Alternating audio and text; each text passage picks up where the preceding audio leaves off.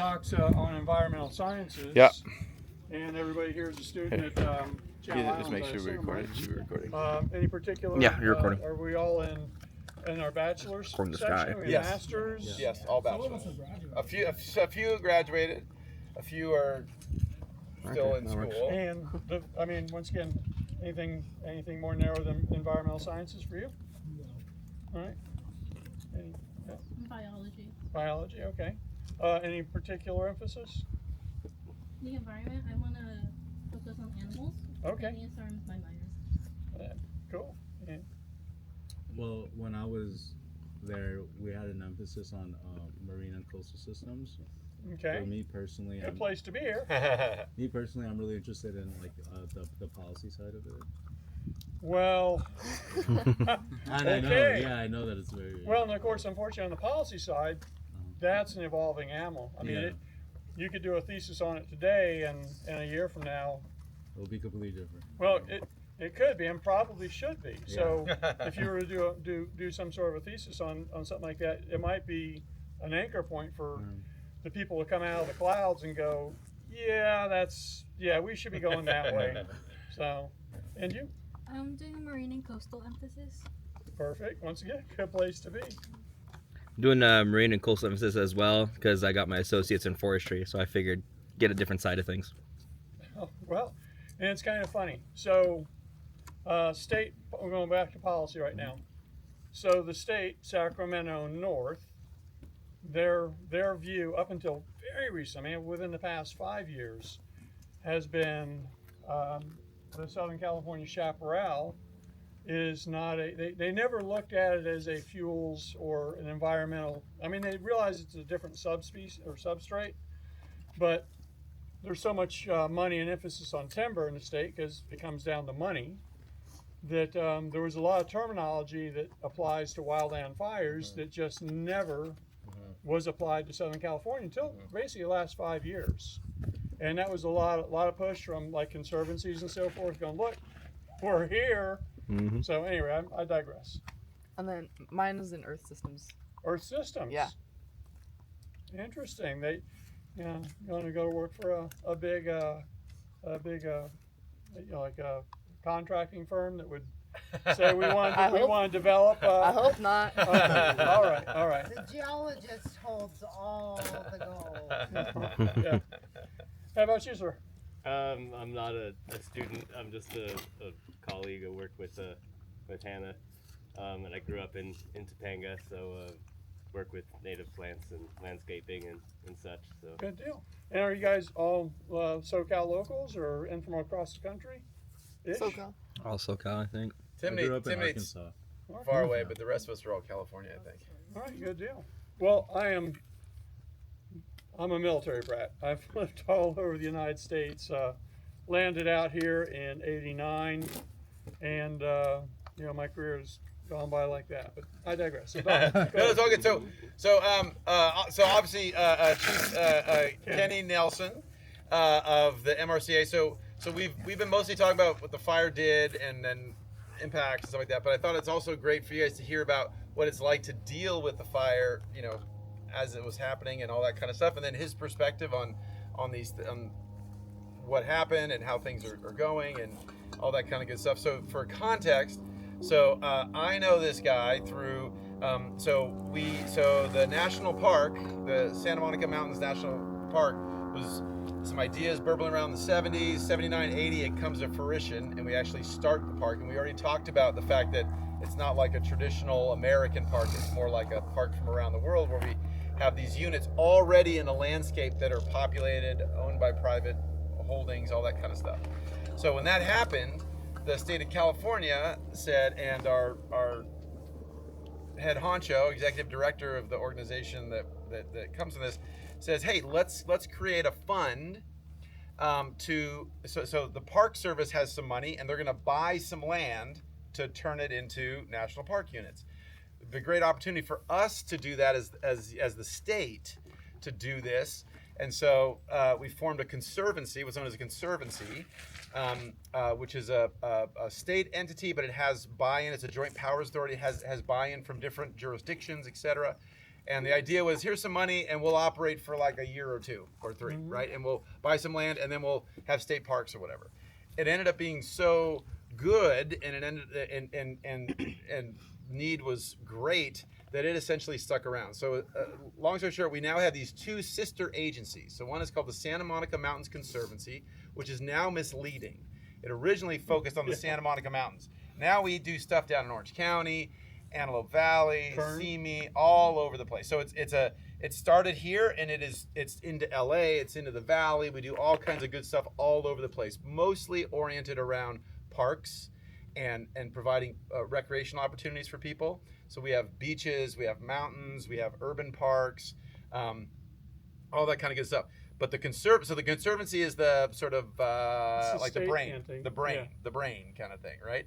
And so we're like the planning, the funding, that kind of stuff. And then our sister agency, the MRCA, which is the entity that actually holds stuff, that has rangers, that has employees that do the stuff, the programs and that kind of stuff. The field arm. And so several years ago we realized, oh my gosh, not only do we need to have parks and have a typical park staff, but we also need to really deal with this fire landscape. So we've been very aggressive in trying to build up our fire division. And so with that, I will turn it over to the chief. All right, or Kenny. But, Doc covered it pretty succinctly there. And kind of oddly enough, when I first started with the agency, we were still under what's called the sunset clause, which is what he referred to. So I knew I had a job for a year. And then come November, I got a job for another year. And I started off as a park ranger. I am still a ranger, but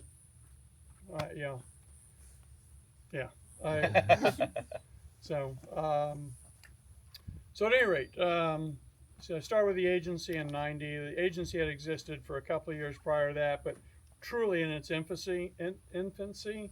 And Santa Monica Mountains Conservancy, the state entity at the time, was like 3.5 or 4.5 employees that the state funded. And he touched on the fact that they were the big idea people. And at the time, in the Santa Monicas proper, and just think of our original footprint was primarily from the Hollywood Bowl to basically Topanga Canyon. And it was not a big wide footprint at the time. But everything started gaining traction. Hey, this is a good thing. We're trying to save lands. And then, of course, when the lands came, well, what are we going to do with them? So basically, the most natural thing is to do trail systems and all that kind of good thing. But then, of course, Southern California, probably the densest urban population in the country, with the exception of New York maybe, but our landscape is so different that we've got people and houses and cars and all that into this footprint.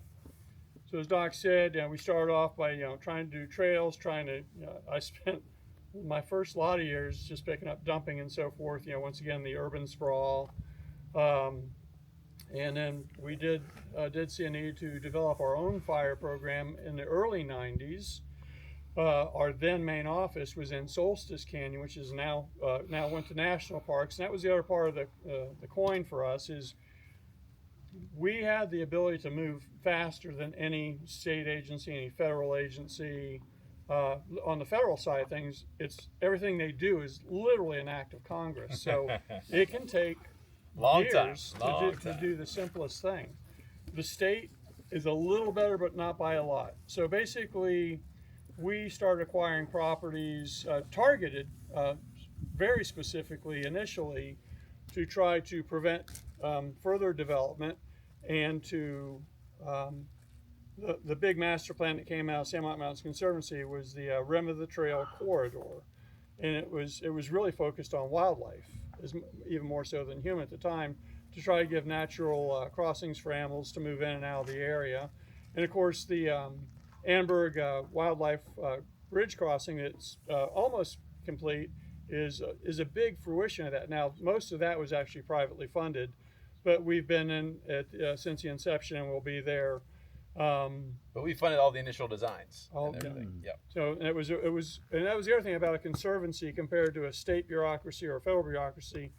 We really have that opportunity to move and strike and develop mutual and work with private entities and so forth. So like I said, conceptually speaking, we move very, very fast. When I started with the agency, we were around 15,000 acres. Fast forward 30, I'm just going to say plus. We're over 90,000 acres of land that's been preserved in the area. And of course, that all goes, it's a multi-pronged thing. Once again, maintain lands for the ecosystem, maintain habitat for animals, and provide opportunities for our urban sprawl for recreation. I actually have a degree in park management and recreation from a Georgia university. And so I've always been very geared in on how important it is to give people an area to recreate. You go back to Penshaw and all that, and Roosevelt, and in the 1900s, where urban sprawl was nothing like it is now, even they commented on how beneficial it is for us to get back to nature. So, at any rate, so our fire program started as a result of one of the 1993 canyon fires, Malibu canyon fires, and it's kind of funny, just within the past 2 years, the way a fire gets its name is the very first engine on scene rolls up and goes, there's a street sign there, it's the canyon fire, Malibu canyon fire, right? But then you ended up with the same name all the time because the same areas burn all the time. Shocker. For us in the fire community, wildland specifically, we pretty much, if it's burned there once, it's going to burn there again. Fire history is very repetitive, especially here on the coast. The fuels are right for it, excluding the invasives, which have obviously really taken hold in Southern California since the 1900s. But even the coastal chaparral, it has its burning season, and regardless of how healthy it is, if you've had several years of drought, it's going to be receptive to fire. And then adding on to that, I'm probably not telling you guys anything you don't know, so please don't think I'm talking down to even if you guys are sitting. Then when you run to these old growth fuel beds, 50-plus-year-old fuel beds, there's just so much dead and down. Even under the healthiest plant, well, there's your fuel source. I'll get back to why we started. Has anybody here ever? It's a couple of years old now, but there was a movie about the Grant Mountain hotshot crew that got killed. And it's kind of funny. As part of the development of the movie, When he says hot shot, you guys know what he's talking about? Yeah. Hotshot firefighters. They're the guys you see in the crew bus, or we call them crew buckets, but basically they're the box trucks that roll in. And those guys, they don't drag hose with them. They just go out and start cutting line, which is wildland stuff strictly. And that's all I deal with. That's all my agency deals with. By policy, we don't even do car fires. All we do is wildland.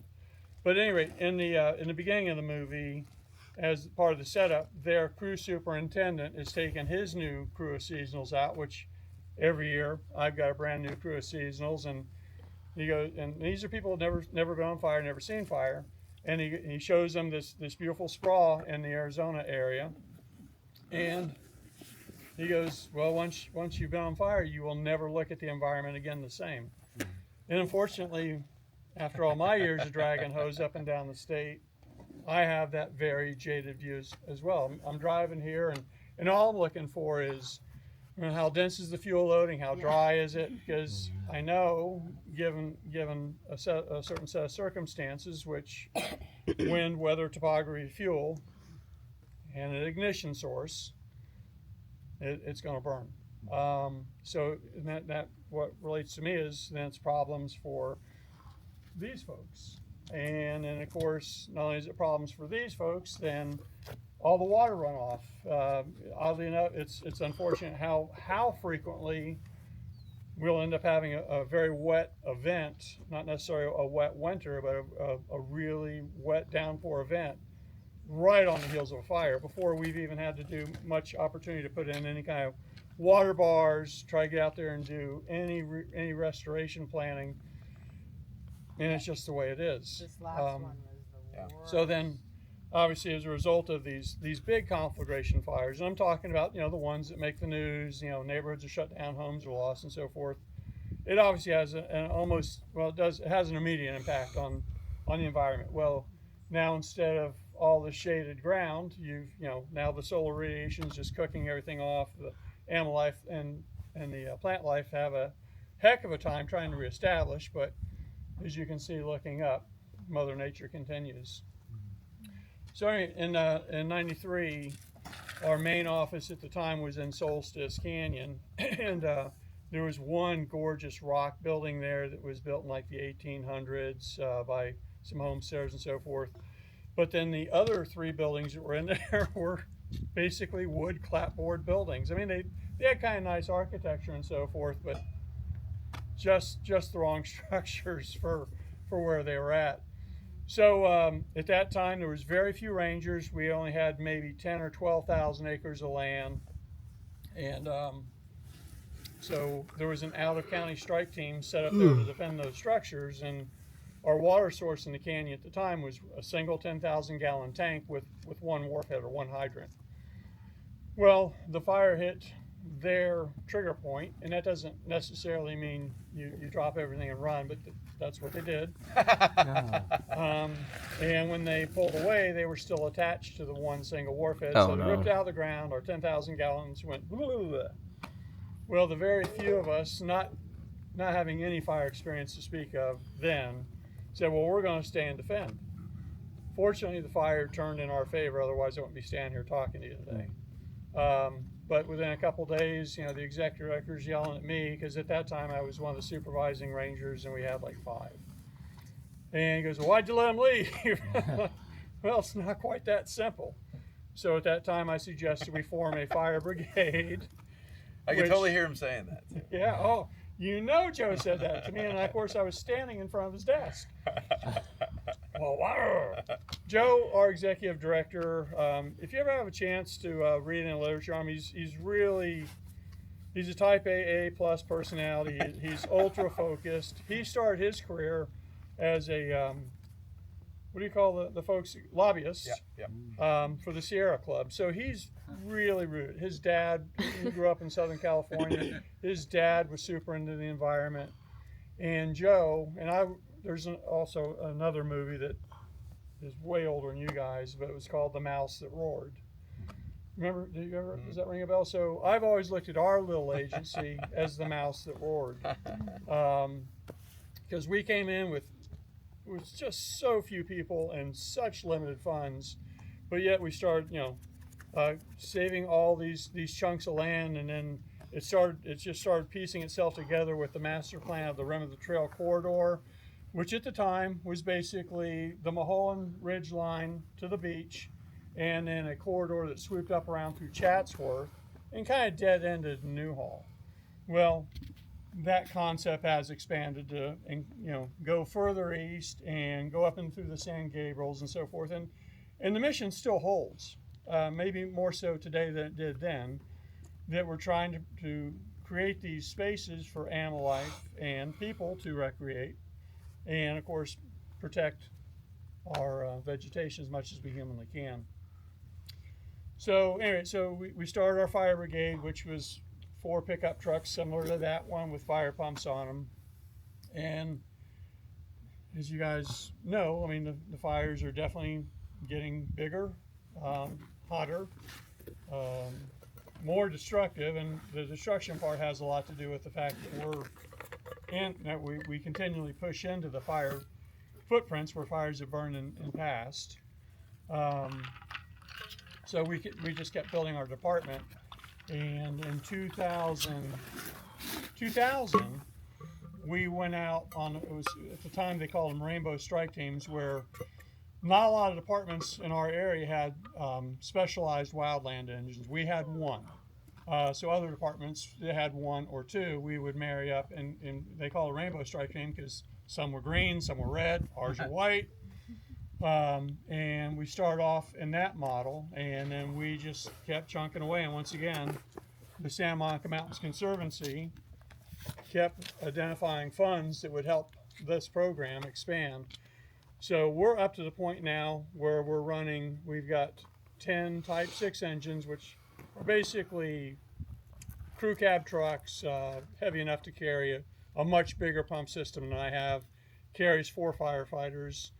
And then we've also got a fleet of Type 3 engines, which are the ones you most commonly see on the news. Once again, they're purpose-built strictly for the wildland. The pumps are specifically built to develop a lot of pressure over volume.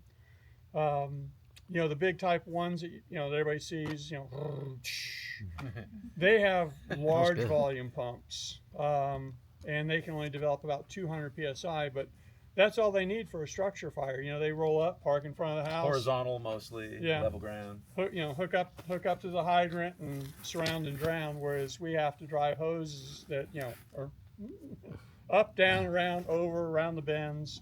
So we're always more interested in pressure. So that's the real difference between a wildland engine and or crew compared to the Type 1s. Now, obviously, when these big fires pop off, everybody comes. And then, of course, as the incident settles into a routine, okay, let's take the Type 1s and put them on structure protection. That's what they're built for. Hey, let's get our wildland guys and our hotshot crews or our hand crews, and let's start getting out there and start trying to do some perimeter control. So it's not all that complicated.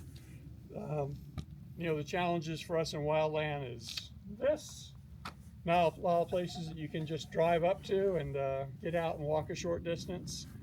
It's kind of funny. I'll go back to the Type 1s and doing structure fires. A long hose lay for a Type 1 engine might be 500 feet.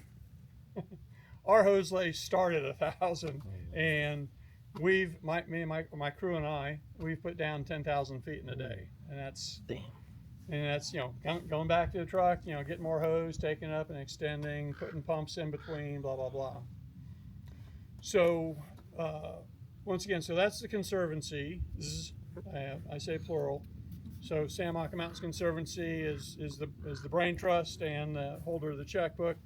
MRCA, and if you think about MRCA, we're like any other parks agency you can think of. We've got people that plan parks, people that supervise building. We have construction people. We have park rangers. We obviously have park fire staff. We've got the folks that go out and empty the trash cans, just trying to keep the parks tidy. So the MRCA is like any other parks agency you can think of, with the exception of, once again, we can still move much faster than even a city or a county parks agency, and it's just the way we're designed. And it's been my whole career. I see something needs to be done. Hey, I need to do this. Go do it. So it's kind of neat, and it's been a great experience. And I do have something to compare to. In 2000, I left the agency, even though we no longer have sunset clause, and went to I went and worked for Los Angeles County. So now I've gone from this can do, get it done, see it, fix it. If you can't fix it today, make sure it's fixed by tomorrow. And that's partly from our executive director. He's got zero patience. You know, I drove by at noon. Why was the graffiti there? You know, I was on my way to pick up the paint. But it's real. We've been able to accomplish so much as a small agency. It's just not in comparison. So I went to the county for 6 years, and all my can do, get it done, see it, get it fixed, make it happen, they kept smashing my toes. Well, you have to submit a request. And I do remember one specific instance. I'd fallen into an administrative position, and I was like, well, this is stupid. Why don't we do it this way? Well, write a memo and send it up. It was 1 year later before I got an answer. 1 year.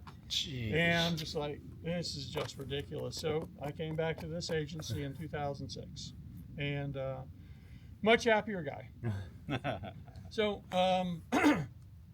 not sure if I've gone astray Yeah, here no, at that's good. all. No, that's good. That's If good. anybody That's had good. any specific questions, a lot of people ask me about the Palisades fire. Was it the worst fire I've ever been on? Well, it was obviously the most destructive and most impactful for our backyard on any fire I've ever been on. And I've been, Topanga Fire, Malibu Canyon fires, some other fires locally, but obviously the Malibu always gets the brunt of the Santa Anas. Yeah, we knew it was coming, and it was one of those things. Just all the conditions lined up. We'd had a dry previous winter. We'd had several Santa Ana events, including one during the Franklin fire in December. Yeah. Once again in Malibu Canyon. The preceding 6 weeks prior to the big Palisade start, I think we had a minimum of 4 Santa Ana events, 3 with the particularly dangerous situation addendum, which is basically when the weather folks are calculating, looking at all that stuff, if it falls within the worst 30% of what's predicted, then they've now had that particularly dangerous